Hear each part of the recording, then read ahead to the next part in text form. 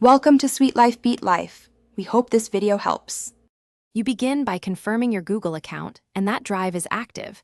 This lets files be stored reliably. Next, create a new Google form and give it a clear title so respondents know purpose.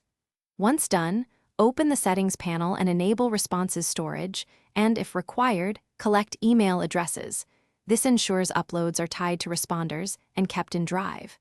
Make sure form ownership and sharing settings align with your privacy needs before adding questions.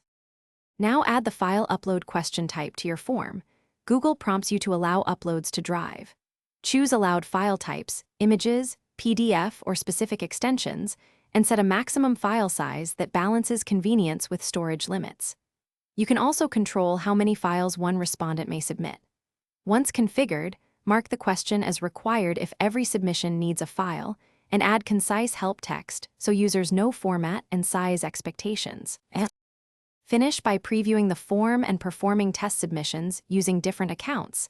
This reveals permission or quota issues before you go live. Then inspect the associated Drive folder to confirm files land in the expected location and that folder sharing is correct for reviewers.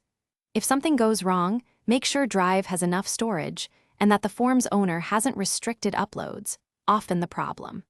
Finally, adjust size/type limits or provide clearer instructions. Thanks for watching. Consider subscribing if we helped you.